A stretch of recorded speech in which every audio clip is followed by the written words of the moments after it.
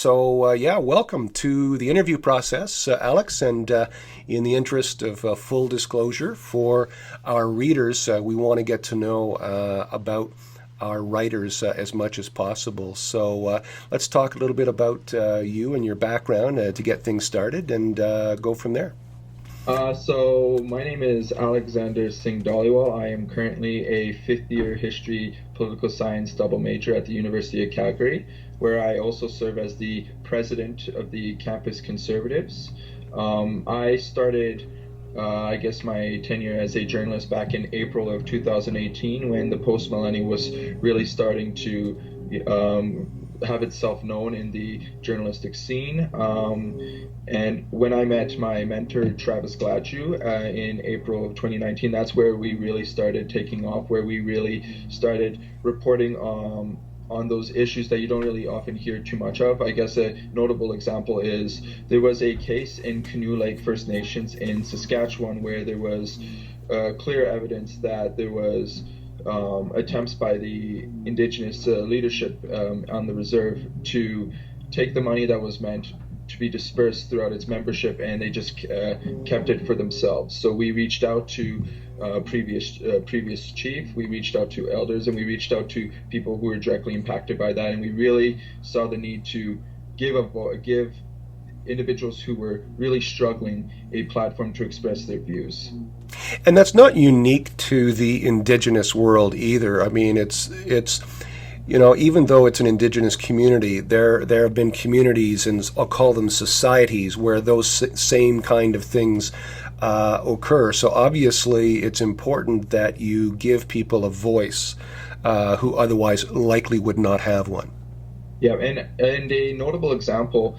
So I had interviewed a Liberal MLA in BC by the name of Ellis Ross. So he had served as a city councillor in Kitimat, British Columbia, which is a natural resource town in northern BC. And he had talked about how he had talked with a lot of private investors, especially in the oil and gas industry and the LNG industry. And he saw over a span of 10 years his community uplifted out of prosperity, and in promoting the entrepreneurial spirit within Indigenous communities is something that my mentor Travis has really pressed upon me, and I think it's something, given the current climate regarding pipelines and the appetite for that, particularly in Western Canada, I think it's something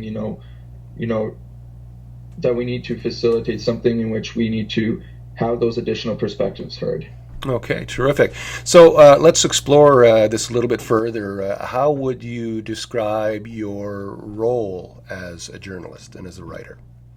I would definitely see myself as more of a investigative journalist. As I had mentioned, I had done pieces with Canoe Lake, and we're currently doing a piece on sports and culture within youth sports. There is a organization where it seems to be a lack of accountability with upper management, and I guess just with what appears to be a somewhat misguided culture at this particular location. Just giving a voice to the people who perhaps don't have that platform to do so. So definitely, I see myself as more of an investigative journalist, and given the fact I've been mentored by Travis, I see myself as taking more of a leadership role, especially with some of our new additions. So let's talk about the world of social media right now. Right now, the social media world, and I think it's just feeding into itself that it's become this real battleground for ideology, and there are varying opinions, and but there are a lot of strong opinions of what that battleground looks like. So as you look at your role as a journalist and you look at the world of social media being this battleground, what goes through your mind? Well, I definitely see that. I think there's no denying the fact that social media, Facebook, Twitter, is definitely reflective of a more left-wing paradigm, which is, it's okay, but, the fact that, I guess, certain perspectives within society are automatically shut down because of that is a real concern, because I think it robs societies like Canada, and I guess in particular the United States, from having that real honest debate that can really unite people that are clearly divided at this point, whether it was in the recent presidential election back in 2015 or in Canada with the recent re-election of Justin Trudeau. So obviously, you feel that social media is playing an important role, and in the outcomes, obviously, of very important events like elections, whether it's an election in Canada, the United States, or indeed around the world. You look at Brazil, you look at Venezuela, you look at Bolivia. Literally, social media is here to stay.